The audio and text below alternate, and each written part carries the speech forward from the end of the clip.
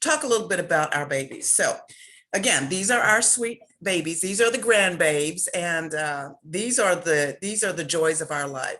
So I'm going to stop sharing that for just a second and welcome everybody again to another episode of Coffee and Conversations with Cheryl.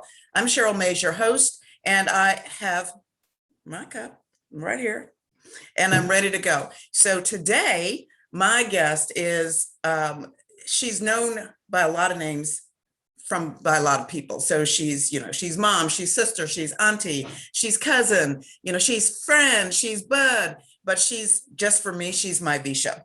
Always will be my Vesia, and she has a very special place in my heart. We have a lot of commonalities, but the one thing that we love most is our babies. We are supportive of our babies in education, and so we're going to talk about a lot of things today, and there is nothing that is off the table. So I'm going to say good morning to my Vesia, and good morning to her sidekick, Kenny. Good morning, Miss Vesia. Good morning. So this is my Saturday with Kennedy. And so there's Hamilton in the background, there is Kennedy, and there's a lot going on right now. And so I'm just trying to keep her happy so that I can spend this time with you, Cheryl. And thank you again. And you are my Shirley, as always, you know that.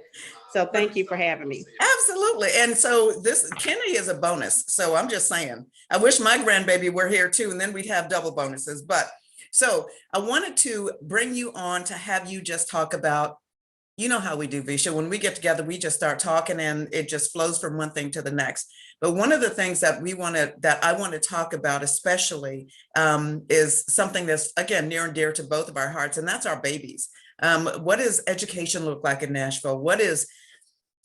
And this one's a tough one for me, literacy, because we have seen the literacy rates for our children fall by leaps and bounds over the last few years. So where do we start? Wow. Well, yeah, that's a great question, Cheryl. I'm not sure where we start. We could just kind of paint a picture of education in Nashville. I saw this morning where Mayor Cooper tweeted that he was excited about the future of education in Nashville. Mm-hmm. And I have all kinds of thoughts about that. If money is the answer, then I'm excited too. I'll just leave it with that. I don't know that money is the answer, but I do know that it is a help. I do know that money is a lift. Yeah. But I don't know that it's the panacea. Go ahead. Yeah, and you're right about that. So I had the privilege of sitting on a panel with one of your friends, Miss Sonia Thomas, last week. And one of the things that she talked about was money not necessarily being the answer if you don't have a plan. And I 100% agree with that, because you can have all the money in the world, but if you don't have a plan on if you don't have a plan to move forward, then what good is the money?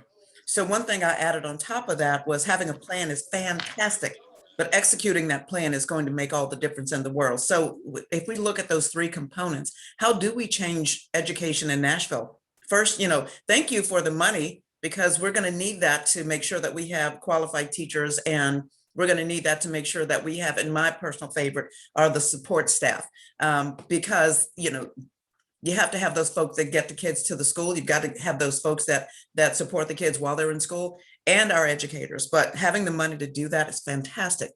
Having a plan is fantastic, but you got to execute on that plan. Otherwise, you're leaving our babies behind. So your thoughts on that? Execution is probably, I don't know if execution is the issue, right? To be fair to the district, like, we are literally moving the Titanic, and I'm not talking about Titanic in the negative terms, like a sinking ship. I'm talking about in terms of how large it is, right? Right. Like, we are trying to move the Titanic. So we get, I mean, when I go back to Race to the Top and all that money we got in the state, Mhm. and now we're getting these, American Family Plans funds, we're getting American Rescue Plan funds, like we're getting hundreds of millions of dollars Mhm. poured into the system. Mhm. And, do we know the right programs? Do we know the right curricula? Do we, are our teachers, properly trained? I mean, there are just so many components, Mhm. and, you know, pouring money into systems that may or may not be equipped equipped to properly like allocate those funds, Mhm. like, so I mean that's a whole another something, right? So I don't know. I just there are just so many layers. And There are a huge number of layers. And one is being able to adequately identify the needs. And I kind of referred a little bit to literacy. And I think about our babies. And I recently had an opportunity to hear about an individual and I think it's with Bookham, who has created the Black Book Project. I think it's what it's called, where this individual is creating opportunities for underserved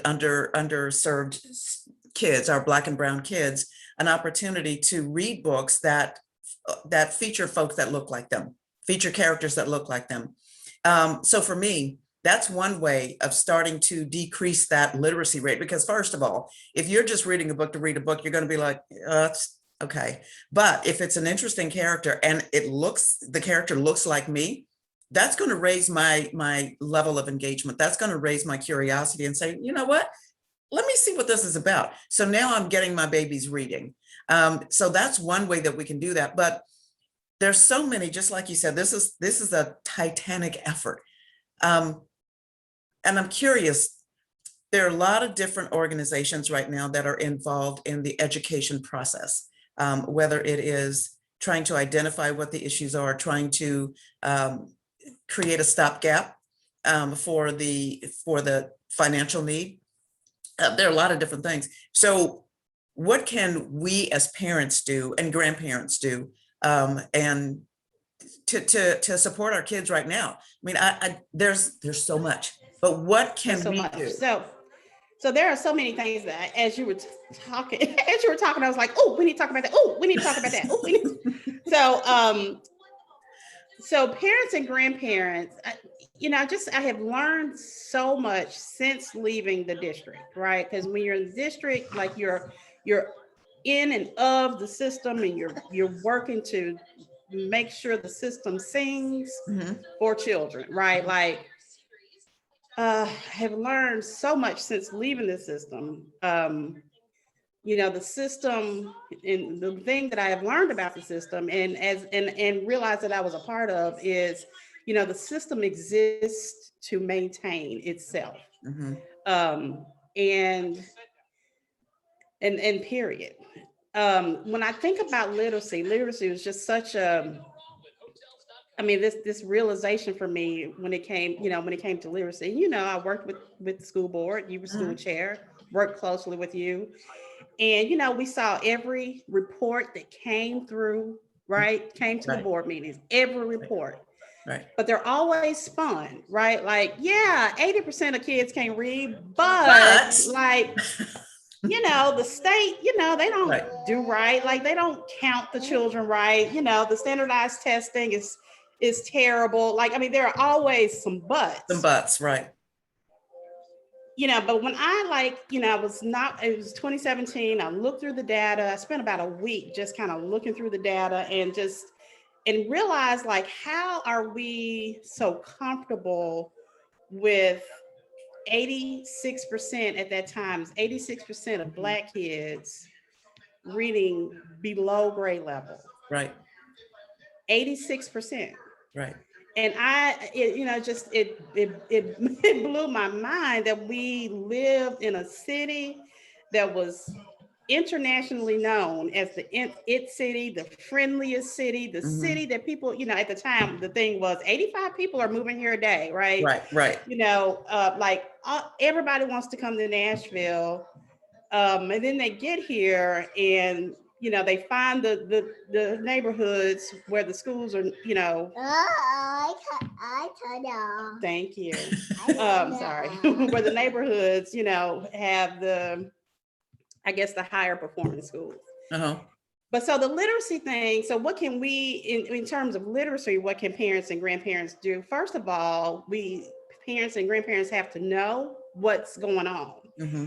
And what I am learning, and I listen to Sonia Thomas talk about it all the time, like parents don't even know that, because the report cards don't align with like the standardized testing. And I know there's a lot of controversy with standardized testing, and I'm not here to talk about that.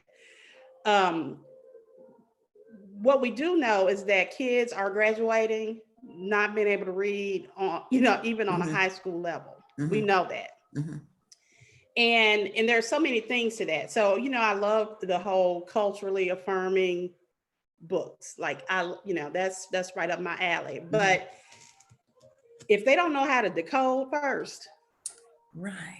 If they don't have any background knowledge first, like those culturally affirming books is not going to be helpful because they won't be able to read them. So Emily Hanford, she did these 3 incredible audio documentaries. The third one, Sonia Thomas was a part of. I was a part of a little bit. And the first one she did was called Hard Words. The most groundbreaking thing about literacy I've ever seen, or most people admit it. I mean, it was just so incredible. And so she really breaks down the science of reading. There's controversy about the science of reading. There's going to be controversy about everything. The third one she did was the one that Sonia Thomas was highlighted in, and it's called What the Words Say. Emily Hanford goes into a Houston juvenile detention facility. And she records these young men, 15 years old, reading. One of the babies, and I'm calling him a baby because I know he's probably never been considered a baby because he's a Black male, but he was reading, he was sounding out the word toast. Toast. The baby could not read the word toast. And I was so mortified by that because I remember saying, and he's the one in jail? Like he's the one locked up? Like who matriculated that baby up until this point in his life? He couldn't read the word toast. Right. Another kid didn't know until he was locked up that PH made an F sound. He learned that locked up. So when I think about these things, Kennedy, sorry. So when I think about these things, like, there's something incredibly broken. There's something incredibly dysfunctional and something incredibly inhumane that we are allowing children to go from grade to grade to grade to grade without having taught them. And what Emily Hanford does in her first 2 documentaries, it lets you know that it starts with the colleges of education, not teaching teachers how to read. Then it goes to curriculum, right? Like there, it's really, really layered. But anyway, it's a multifaceted, multi-layered issue, and parents and grandparents, first and foremost, in my mind, like they just first have to know. But also, you're dealing with generations who have also matriculated through the system, who may or may not be able to assist their children, right? Because they are part of the same system. And I think you hit the nail on the head. For me, at least, that's a big part of the problem. That's always been a big part of the problem. And I learned very quickly when my oldest son started in school, that was the problem. That first of all, unless I was an advocate for my own child, and unless I did the research, and unless I figured out what my rights were as a parent and what his rights were as a child, nobody was going to come and say, "Oh, Miss Mays, okay, here's what you need to do, here's how you need to do it, and here's when you need to do it. Yeah. And I shared a story with some students when Miss Sonia and I were on the call together, when I talked about an encounter with my oldest son when he was in kindergarten. And the teacher wanted to label him as ADD. And a lot of that was because he was not being challenged in her classroom. And so she called me to the class, to the school, and she said, well, I think you need to have him, have some sort of, have him looked at, take him to a psychiatrist, because I think he has ADD. And I said, what is exactly the problem? And she said, well, he finishes his work quickly, and then he hums and he does, all this stuff. And I'm like, well, that just sounds like you're not challenging him. Because I spent the summer before he got to school making sure that he was ready for school. So now that he's ready for school, now you're telling me there's an issue. And she said, well, I've been teaching for 33 years, and I think I know what I'm talking about. And I said, well, you've been teaching for 33 years, maybe it's time for you to retire. Second thing is, unless you can show me the credentials that dictate to me that you are a licensed medical professional who can diagnose my child as ADD, then we have a different conversation that we need to have. And I immediately went to the principal's office and had my son move to a different classroom where he thrived. And he thrived from that moment until he graduated from high school. And because I was there and I was making sure I was his advocate. So there are a lot of parents that So don't you just, understand. that's it. Yep. Yeah. That's it. I mean, you were his advocate. And Yeah. when I think about a lot of parents who are intimidated by the system, they're intimidated to talk to, gosh, I can't tell you how many times I've heard this in the past 3 years, like intimidated to talk to teachers and principals, right? Because they feel like they don't know the language. They feel like the parents, the teachers are going to think they're dumb. Like, I cannot tell you how many times I've heard that. And there's a perceived authority figure. There's this authoritative perception, and we all have it. I mean, if you think about this, even now, when you think about a teacher from maybe third or fourth grade, you still call him or her Miss So-and-so or Mr. So-and-so, because there was just that authority level that you respected. And I think as parents, when we become parents, we still see ourselves as those little ones, even as parents going to school to manage with our own children's educations. But one thing that I think parents need to understand is that this is one of the things I had to share. In my experience, it's like, I've known my child all his life. You've met him, you've known him for a week. So I'm the authority on what my child can and cannot do. Not to say that your observations are incorrect, but your observations don't dictate the pathway that my child is going to take in his educational life. So we need to work as a partnership. It's not a dictatorship. And as an educator, you don't get to dictate to me what is good and not so good for my child. This should be a partnership. We should be having these conversations. And to your point, I have heard so many parents who are just like, they don't speak to me in the manner that I need to be spoken to. Oh my God. And let's not even go to IEP. Oh my God. Like, the IEP process for parents is so dehumanizing. Mm-hmm. And I didn't realize that. I mean, I just wasn't I wasn't a part of that universe. So I just didn't know that. But you walk in, there is a wall of administrators, experts, right? Mm-hmm. And they have figured out what your child needs. And you are just to sign on, right? Mm-hmm. And if the parent says, but that's not, but, and then that wall of experts, right? That wall of experts is like, nah, bruh, we're gonna tell you what the deal is. Yeah, because we are the experts. You're just the parent. You're just a parent, and that is so dehumanizing. I mean, I don't know if there are special education advocates out there that can sit with parents, but like that, I mean, it's just in dehumanizing. That's the only word I can come up with. Ooh, y'all. Yeah, and then okay, bye, Kenny.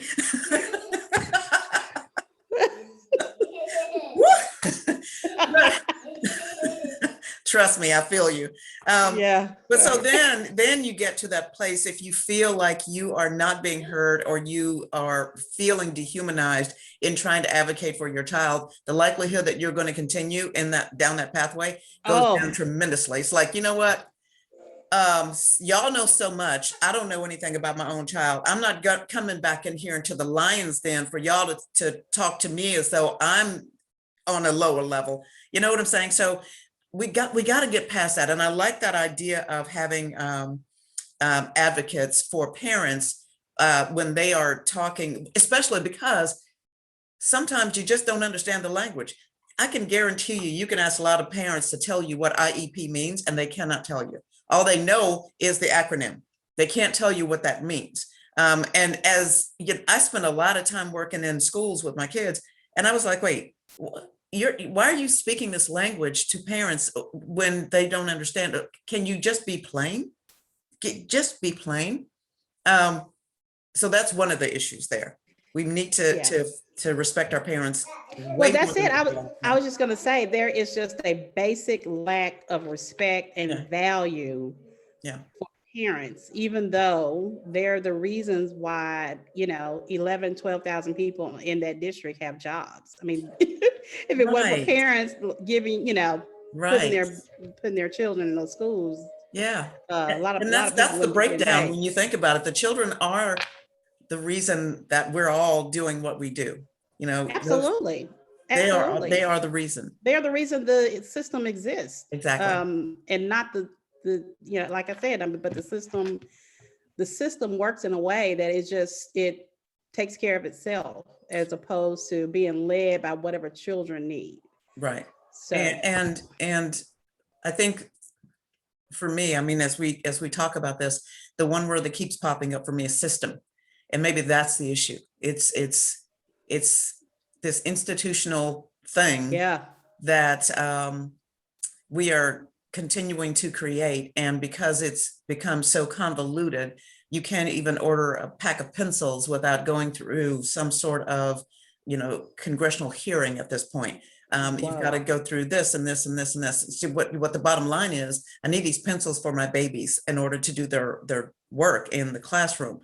Well, that's great, but we're going to have to get this approval, that approval, that approval, and then we're going to have to look at cost, and then we're going to have to compare that. We got to get at least 3 quotes for these pencils that you want. Oh yeah, so that we can make sure that we're getting the most economically, we're getting the most economical pricing on these pencils that you need. Meanwhile, 3 months later, the babies still don't have the pencils in their classroom. The teachers are struggling because now the teacher's so frustrated. She's like, you know what?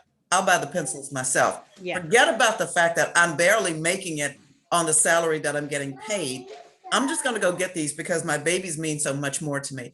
And that's the thing. One of the things that we need to remember.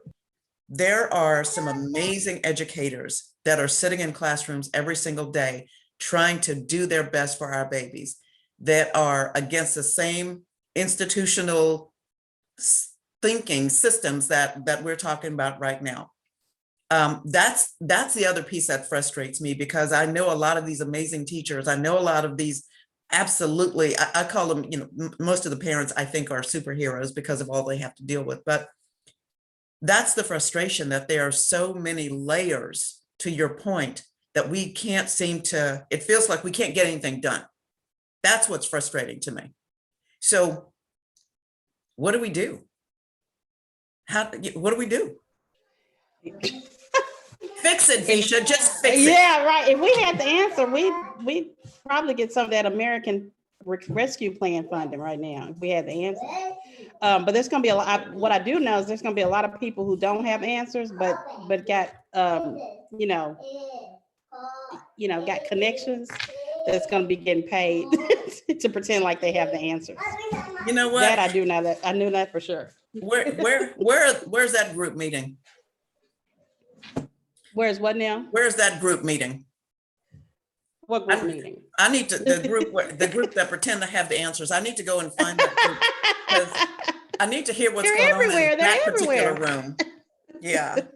Yeah. So here's what I'd like to see happen. So we've pretty much established we can't fix it. But what we can do is continue to raise the questions. What we can do is to not stop talking about the super, super huge literacy rate among our Black and brown children. We can continue to talk about parents being or feeling like they don't have a place in the lives of their own children as far as their education is concerned. We can continue talking about or calling out people for not providing that welcoming open door to parents and to children. And we can certainly continue to talk about how all of this craziness continues to build on that school to prison pipeline. We can continue to talk about that. And if Go I could ahead. add one more thing, Yeah. The thing that we don't do in Nashville is we don't hold people accountable. We do not hold our elected officials accountable. We do not hold the school district accountable. And we don't do it because we see, I think we see public education as a public good. Everybody respects teachers. I do too. I love them. And respect them, and and are and deferential to them. Like you said, like I call teachers that I'm older than. I might still call them miss, right? Right. I'm fully into that. But we don't and because everybody, Nashville nice, right? Like we're Nashville, we're nice in Nashville, but we don't say, you're sitting here, you're on a board, you're on the council, you're, in the state legislature, and 85% of our kids can't read, bruh. Like, what the hell are you doing? We don't do that. We don't do that in Nashville. And until we do that more, we're doing it more in the police department, but if education was all together, we probably wouldn't have to do it in the police department, right? Right.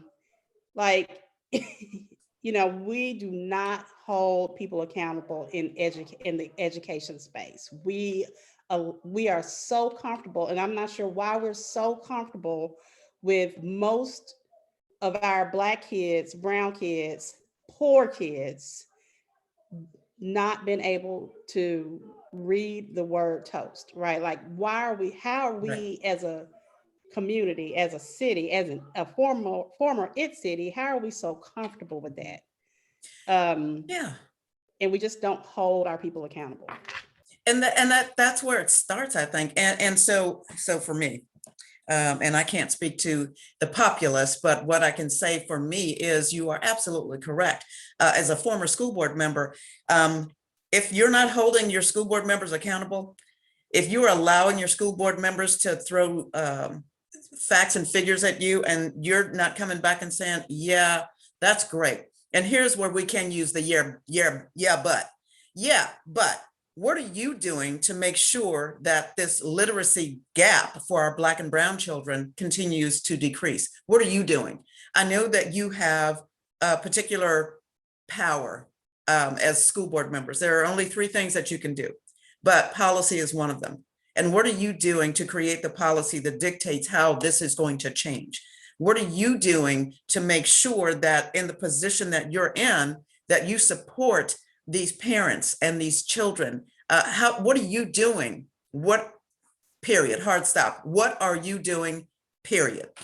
And if we're not asking that question, and I agree with you wholeheartedly, I think, unfortunately, what happens is that, and this is what I've seen, we get to a place where we are like, oh yeah, it's time to vote. It's time to elect somebody to school board, Metro Council, dog catcher, Tennessee legislature. And that's a whole nother issue right there. We don't talk about them right now, but it's time to elect these people. And what happens, and I've seen this because it's come to me directly. Hey, Cheryl, this is so-and-so. I'm about to go to vote. Who should I vote for? Well, I can tell you who you should vote for. It's going to be the best person to represent me. But is that person, if the person that I'm choosing, is that person going to represent you and your children to the best of your ability? Then how about you do some background? How about before you cast your vote for your school board member, that you find out who that school board member is, what that school board member is about, and what they plan on doing. And if your school board member gets elected, then you hold their feet to the freaking fire after that happens. That's where it starts. That getting So that into office, that's great. Yeah, so the school board there definitely needs to be some serious voter education. And I know you and I, we've talked about this for years. Like there needs to be serious voter education on the school board. Like when people in Nashville, you hear the word school board, you think of central office, right? And Right. because just the language, just our Exactly. culture, we call the central office school board, and not realizing these are 9 elected people that are elected in certain areas, and that they make decisions that will impact generations. I mean, when I think about Correct. Brown v. Board, right? Like that's a decision that impacts generations. When I think about zoning, right? I mean, there's a video that I watch all the time. It's like 3 minutes, and it talks about it's about redlining. Mhm. And how the redlining zones, if you overlay school zones with the redlining zones of the 1930s, that they are closely aligned. Yep. And right. that was intentional. And right. So we are assigned these schools for whatever reason. Like I don't know what and so and again, like redlining. Mm-hmm. Those zones, they were lines that were drawn, to tell white people, this is not where you want to live, right? Like these areas are bad.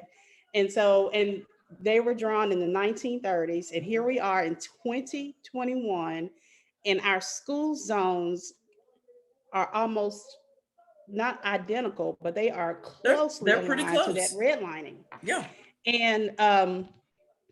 And when I think about schools, like the priority schools in Nashville, right? The state, they designate priority schools, the lowest 5% in the state. And so you hear the people say there's going to always be a bottom 5%. But does it have to be the same ones that were not all that great when I was in school in the 80s, right? Or in the 70s. So there's something incredibly broken, dysfunctional, inhumane about schools that are not doing well for children. Mm-hmm. And didn't do well for their mamas and didn't do well for their grandmamas. So there's something terribly wrong. And if we are 3 generations into this cycle and nothing has changed, that is a huge problem. And if you don't recognize that at this point, you're just not even trying. So many things. So can I do a commercial break? You can. Unity has my lip gloss, and she's putting it all over her face and on her mama's furniture. And you know what? Take a moment. Just take a moment, and I'm going to do this while you take a moment, because I think this is going to be the place where people need to see. So you take a moment, and we're going to look at these precious little angels right here on the screen. And hi, Kylie. These 2 right here are our future. These 2 are the reasons that we go so hard every single day. These 2 are the reasons where when you start talking education, we're going to get indignant with you because you're coming for our babies. These are our babies. So I need to make sure that we stay focused on these little ones right here. But anyway, so we're coming to the close, and actually we're a little bit over, but I wanted to say to you, Vesia, thank you. So let's for really like the next couple minutes here, let's just talk grandbabies, because we need to end on a positive note. So Vesia and I are the proud grandparents of, and I can't help myself, of these precious little angels right here. My granddaughter Kylie is on the left of your screen, and Kennedy is on the right of your screen, and they are literally about a year apart. These are our joys. And every day that I get up and I think about this precious little girl right here, I think about continuing the fight. I have to continue this fight because of her. And there is maybe this is during the pandemic where I actually got to spend some time with her. And we went to a bookstore and we sat down and we read a book.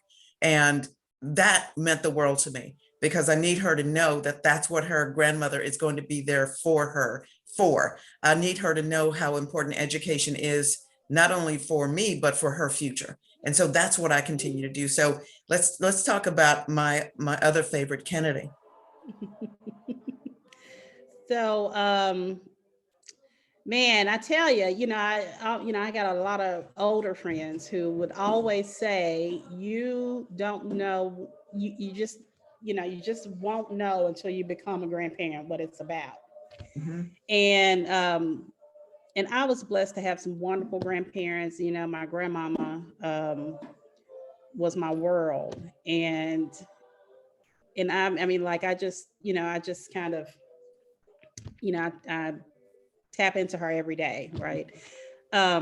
But Kennedy, so, between the time, my advocacy is always, I've always advocated for kids. But when I started my literacy thing, this literacy push, like I didn't have Kennedy in my life. Mhm. But I remember writing a blog because the district at the time, where there was the citywide initiative that they were going to raise the percentage of third graders by 50% who read at a third grade level, right? And at the time, if you were Black, if you were poor, it was just about 15% of Black poor kids who could read on grade level at that time. So that meant in 2025, it was going to be 30%. And I remember writing in 2018, so there are kids who have not been born who we've already planned is not going to be able to read. Right. By the time they hit third grade. Right. So the third graders in 2025 at that time had not even been born, right? Yeah. But we were already planning on 70% of them, 70% of them to not be able to read. Right. When I wrote that blog, I couldn't have known that I would be a grandmother of that third grader. Kennedy will be in the third grade or somewhere around there in 2025. Yeah. And so I have no interest we're educated. I'm educated, whatever. I know this literacy stuff, but she still has to go to school, right? And she got a real small chance, a tiny chance of being able to read, or being taught to read like she's supposed to be taught.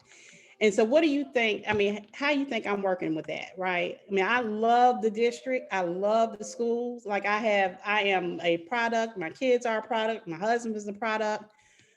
But I am not interested in my granddaughter taking that risk. I'm just not. And that's real.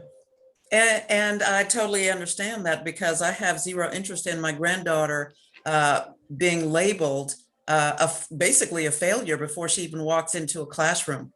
It's like by virtue of her skin color and by virtue of the fact that she was born at a certain time, she's already predetermined to not be successful. And I refuse to accept that.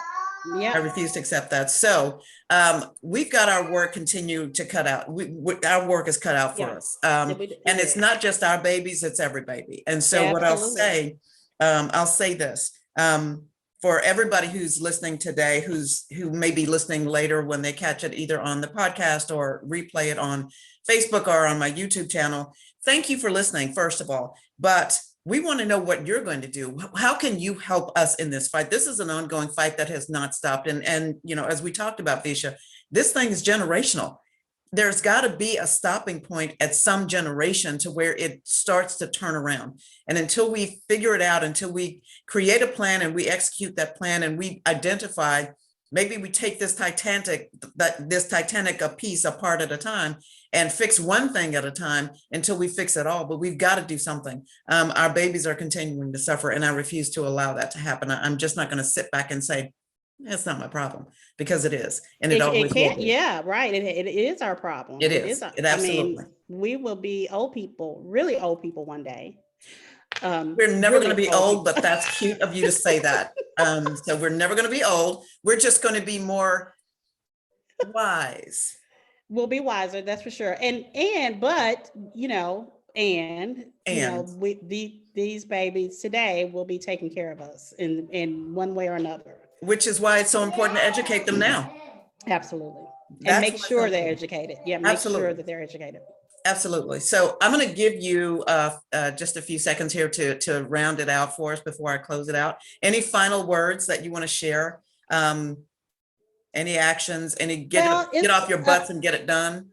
Well, I mean, I always just try to lead with children, right? And I hope our political officials, our political elected officials, and our um, system leaders lead with children. And that's it. And it's Mother's Day weekend, and I want to say Happy Mother's Day to the mothers, the grandmothers, the aunts, because aunts be coming through.